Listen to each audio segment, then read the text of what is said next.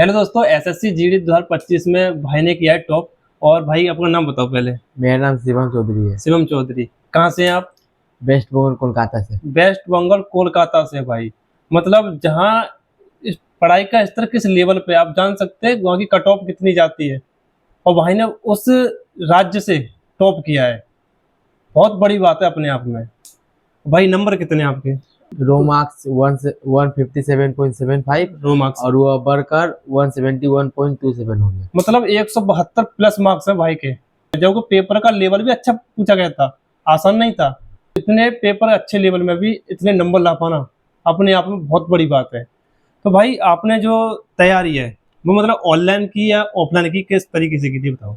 मैंने तैयारी तो ऑनलाइन की थी, सर का बैच फॉलो किया था। अच्छा सर, मतलब अंकित वाटी सर, हाँ, अंकित भाटी सर। RWA का बैच लिया भाई ने, जिसमें ऑनलाइन पढ़ाई करके SSGD में इतना स्कोर किया। मैथ की स्ट्रेटजी बताओ, मैथ में आपके किस तरीके से नंबर आपने बूस्ट किए अपने, वो चीज़ बताओ। मैथ को कैसे पढ़े स्टूडेंट आगे?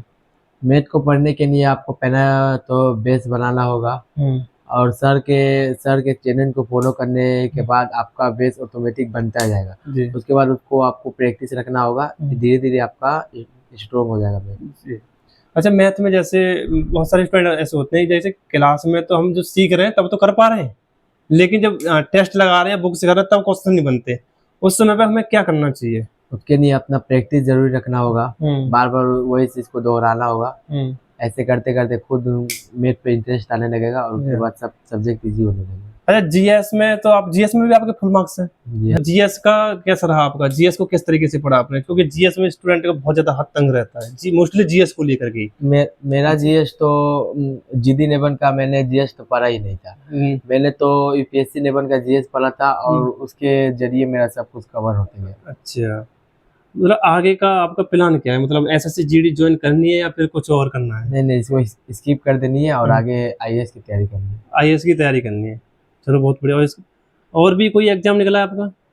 इसके अलावा सीपीओ निकला, MTS, CSSN और दिल्ली पुलिस कांस्टेबल और CDS निकला, एयरफोर्स का एग्जाम निकला। मतलब सारे ये लेकर 3 बार GD निकला। इन सब में कैसा कैसा स्कोर रहा? सब में 90% प्लस था। 90% प्लस स्कोर है, बहुत बड़ी बात है भाई। मतलब ये अच्छे लेवल की तैयारी है भाई, समझ रहे हैं। और आरपीएफ का एग्जाम दिया, उसमें कितने? 120 में से 118 क्वेश्चन ठीक है भाई के आरपीएफ में, समझो। आरपीएफ का लेवल पेपर हमने भी दिया था, लेवल उस चीज को मैं बता सकता हूँ कैसा था लेवल, उसमें भी 118 क्वेश्चन, बहुत बड़ी बात है।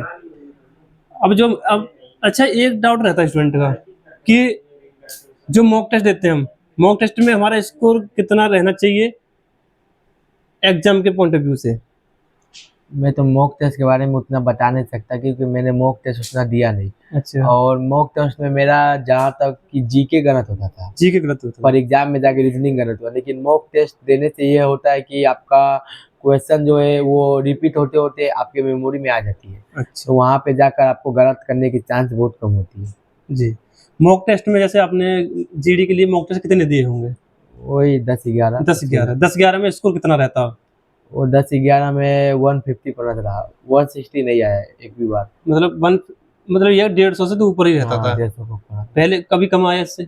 नहीं, कम नहीं आया। मतलब मॉक टेस्ट में भी वो टॉप रैंक में। अंकित सर के जो मॉक टेस्ट दिए कहाँ पे, किस प्लेटफॉर्म पे? और गूगल पे कोई भी साइट होता था, हाँ। उस पे मैं मॉक टेस्ट देता था। अच्छा, RWA की मॉक टेस्ट दिए जीडी के लिए?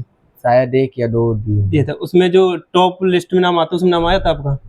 हाँ, टॉप लिस्ट में नाम था। मतलब RWA के पहले टॉप लिस्ट में नाम आ ही गया था, तो आना ही था। 150 नंबर आ रहे तो भाई वो तो आना ही था। और कोई स्ट्रेटजी बताओ, मतलब स्टूडेंट के लिए कैसे तैयारी, जो फ्रेशर स्टूडेंट है, नया स्टूडेंट है, वो किस तरीके से अपनी तैयारी करे, जो कि एसएससी जीडी भी 2026 आने वाला है, या फिर जो स्टूडेंट 2025 में मतलब किसी वजह से नहीं हो पाए DPST के लिए क्वालिफाइड, वो अब आगे की स्ट्रेटजी कैसे प्लान करें अपनी, जो कि उनका नेक्स्ट ईयर में अच्छा स्कोर हो जाए? जो बच्चे इस बार जिसका नहीं हो पाया उसको वो इस पे ज़्यादा अपनी मेहनत करनी होगी कि गलत उसने क्या किया, कहाँ पे उसकी कमी रही, उसको ठीक करने का प्रयास करे। और जो नए बच्चे हैं उसको तो मैं कहना चाहूँगा कि अभी इधर उधर के प्लान पे ध्यान ना दे, वो अपना बेस मजबूत करे, क्योंकि एक बार बेस मजबूत हो जाने पे कोई भी सम हो या कोई भी क्वेश्चन हो अपने आप सोल्व होते रहेगा। अच्छा, जैसे आपने बताया कि आप पश्चिम बंगाल से हैं, मतलब हिंदी का कोई रोल नहीं है आपका वेस्ट बंगाल में, ठीक है, हिंदी का कोई रोल नहीं। तो आपने हिंदी को मतलब कैसे कर लिया, हिंदी पूरा स्कोर आपको 20 में 20, जबकि स्टूडेंट हिंदी से घबराते हैं पश्चिम बंगाल के। अब मेरा तो जन्म वहाँ पे हुआ है पश्चिम बंगाल में, मेरे पिताजी का जन्म तो वहाँ पे है, पर मेरे दादा परदादा यूपी से बिलोंग करते हैं। यूपी से बिलोंग। और जो मैं जिस एरिया में रहता हूँ, जगद्दल में रहता हूँ, भाटपारा क्षेत्र, वहाँ पे हिंदी बोलने वाले की संख्या बहुत ज्यादा है। 99.9% वहाँ पे हिंदी बोलने वाले की। अच्छा, मतलब जहाँ जिस क्षेत्र से आप बिलोंग करते हैं वहाँ पे हिंदी का ही बोलबाला जाता है ना, यही है। चलो, इस वजह से आपने हिंदी मतलब ये तैयारी अच्छे से कर पाए। चलो, ये तो एक हो गया आपका, ठीक है। रीजनिंग का कैसा रहा?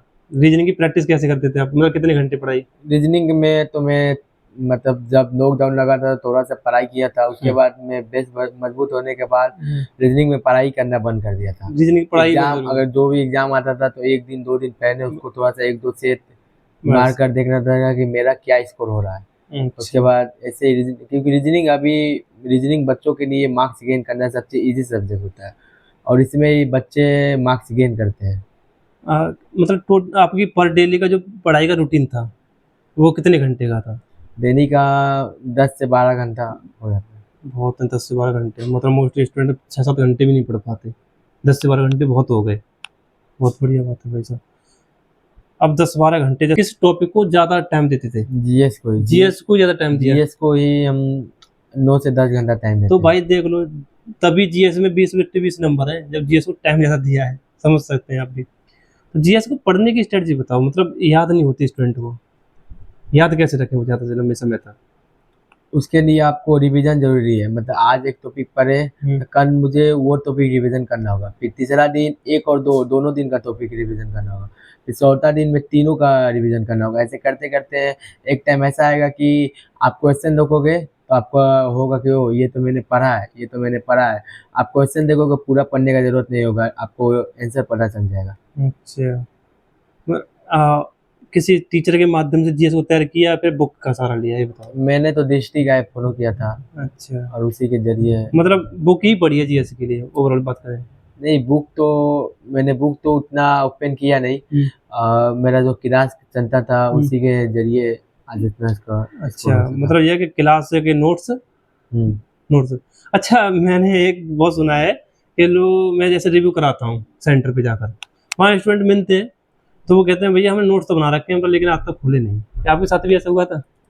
ऐसा तो उन लोग पे डिपेंड होता है, मेरे साथ तो ऐसा नहीं हुआ, क्योंकि मैंने पहले यूट्यूब पे वीडियो वगैरह देखा कि ये नोट्स एक फालतू चीजें हैं, ये बनती ही रह जाएगी, और उसको मैंने अपने लाइफ में एनालाइज किया तो मुझे पता चला कि ये बात सही है। और मुझे पहले ही मतलब जल्दी समझ आ गया था कि नोट्स बनाना एक बेवकूफ़ी का काम है।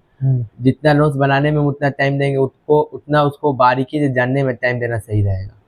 अच्छा, जैसे जीएस है, आपने मतलब किताब और टीचर का सहारा लिया, फिर किसी ऐसे गूगल से भी मतलब लेना चाहिए, सर्च करनी चाहिए, वो चीज़ आपके अंदर थी?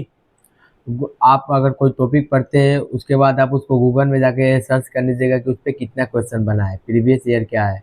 उससे क्या होगा कि आपके पहले का भी क्वेश्चन रिवीजन हो जाएगा और आने वाले भी क्वेश्चन के बारे में आपको पता चल जाएगा। जी, मतलब बोल रहे हैं कि जितनी आप रिसर्च करोगे जीएस के लिए उतना ही आपके लिए प्रॉफिटेबल रहने वाला है ना?